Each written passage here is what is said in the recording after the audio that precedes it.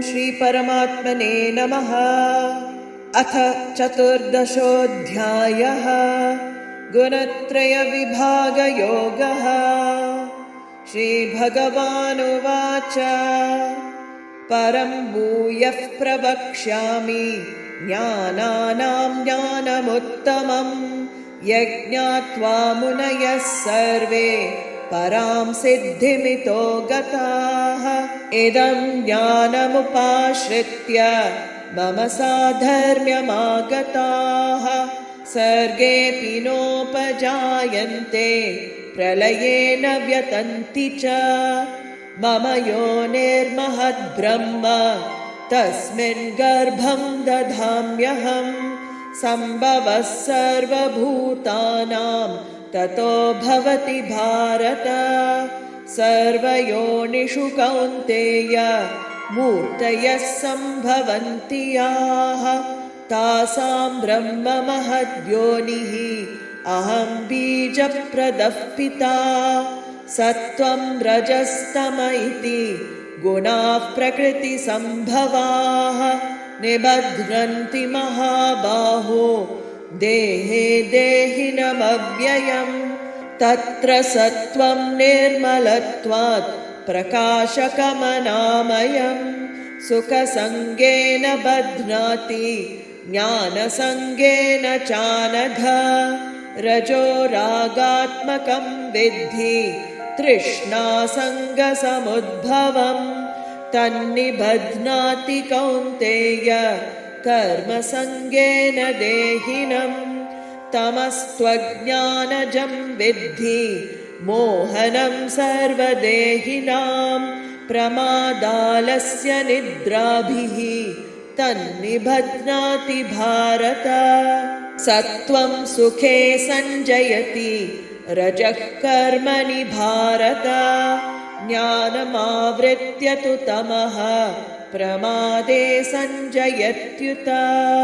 रजस्तमश्चाभिभूय सत्त्वं भवति भारत।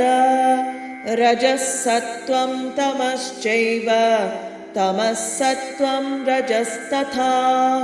सर्वद्वारेषु देहेऽस्मिन् प्रकाश उपजायते। ज्ञानं यदा तदा विद्यात् विवृद्धं सत्त्वमित्युत। लोभः प्रवृत्तिरारम्भः कर्मणामशमस्पृहा रजस्येतानि जायन्ते विवृद्धे भरतर्षभ। अप्रकाशो प्रवृत्तिश्च प्रमादो मोह एव च। तमस्येतानि जायन्ते विवृद्धे कुरु नन्दन। यदा सत्त्वे प्रवृद्धे तु प्रलयं याति देहभृत् तदोत्तमविदान् लोकान् अमलान् प्रतिपद्यते। रजसि प्रलयं गत्वा कर्मसङ्गिषु जायते तथा प्रलीनस्तमसि मूढयोनिषु जायते। कर्मणः सुकृतस्याहुः सात्विकं निर्मलं फलं रजसस्तु फलं दुःखम् अज्ञानं तमसः फलम्। सत्त्वात् सञ्जायते ज्ञानं रजसो लोभ एव च। प्रमादमोहौ तमसः भवतो ज्ञानमेव च। ऊर्ध्वं गच्छन्ति सत्त्वस्ताः मध्ये तिष्ठन्ति राजसाः जघन्यगुणवृत्तिस्ताः अधो गच्छन्ति तामसाः। नान्यं गुणेभ्यः कर्तारं यदा द्रष्टानुपश्यति गुणेभ्यश्च परं वेत्ति मद्भावं सोऽधिगच्छति। गुणानेतानतीत्यत्रीन् देही देहसमुद्भवान् जन्म मृत्युजरा दुःखैः विमुक्तो मृतमश्नुते। अर्जुन उवाच कैर्लिङ्गैस्त्रीन् गुणानेतान् अतीतो भवति प्रभो किमाचारः कथं चैतान् त्रीन् गुणानतिवर्तते।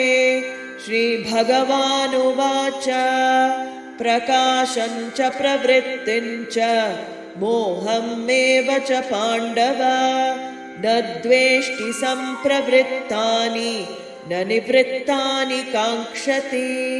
उदासीनवदासीनः गुणैर्यो न विचाल्यते गुणा वर्तन्त इत्येव योऽवतिष्ठति नेङ्गते। समदुःखसुखस्वस्थः समलोष्टाश्मकाञ्चनः तुल्यप्रिया प्रियो धीरः तुल्यनिन्दात्मसंस्तुतिः मानापमानयोस्तुल्यः तुल्यो मित्रारिपक्षयोः सर्वारम्भपरित्यागी गुणातीतः स उच्यते। मां च यो व्यभिचारेण भक्तियोगेन सेवते स गुणान् समतीत्यैतान् ब्रह्मभूयाय कल्पते। ब्रह्मणो हि प्रतिष्ठाहम् अमृतस्य व्ययस्य च शाश्वतस्य च धर्मस्य सुखस्यैकान्तिकस्य च। ॐ तत्सत् इति श्रीमद्भगवद्गीतासु उपनिषत्सु ब्रह्मविद्यायां योगशास्त्रे श्रीकृष्णार्जुनसंवादे गुणत्रयविभागयोगो नाम चतुर्दशोऽध्यायः। ॐ